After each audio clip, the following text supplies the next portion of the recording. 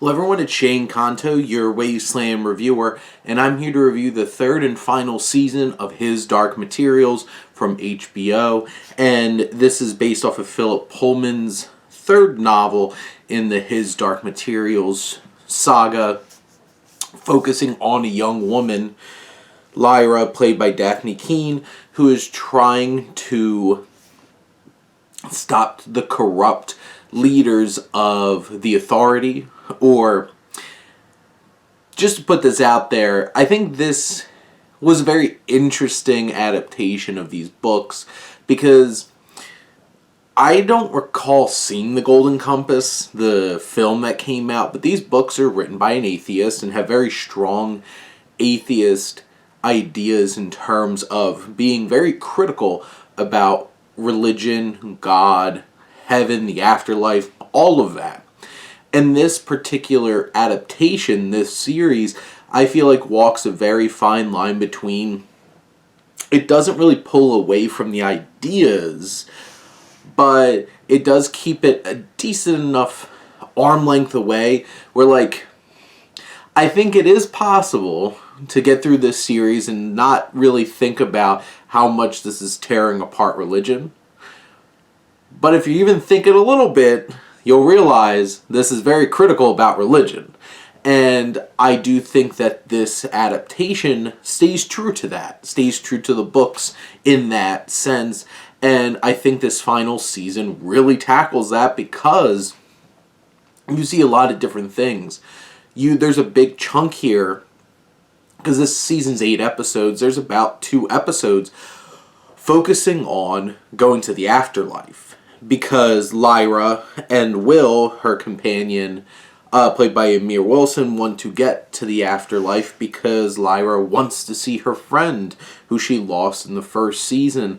And they go to the underworld, the afterlife, and it's not really a nice place. Honestly, everybody is just in this purgatory. And the design of it, this dark, cavernous cave, is an interesting choice, and everything is dark and gloomy. I do appreciate that sequence in this season because it brings back some interesting cameos that bring some added emotional depth to some of these characters. But that's one of the big hero moments of it all, and I think that those episodes are some of the most impactful here.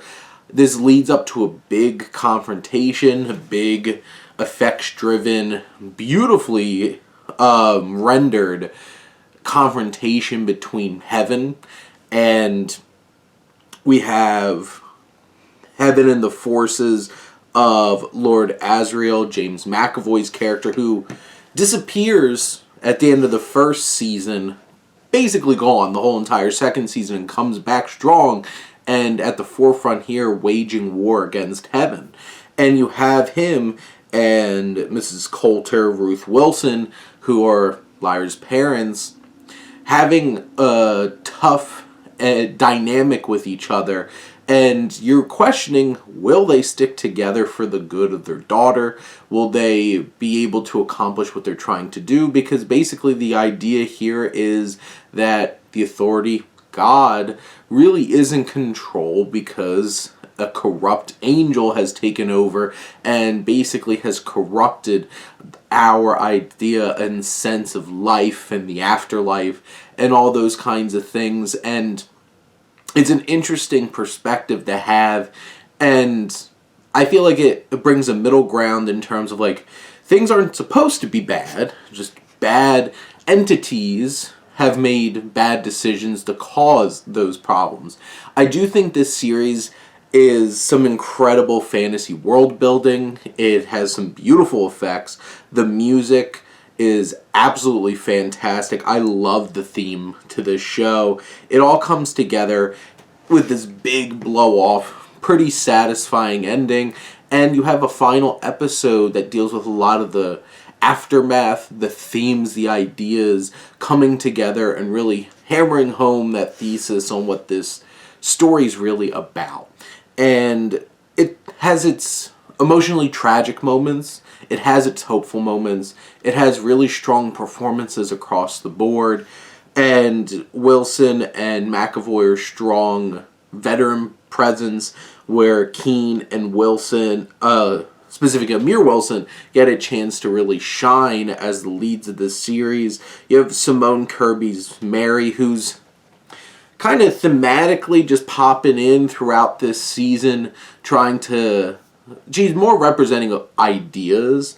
And then you have a lot of moving pieces here, and like Ruta Gedmontes, who plays Serafina, who's the leader of the witches. I really like her. I liked her from The Strain, and she gets to do a little bit more this season.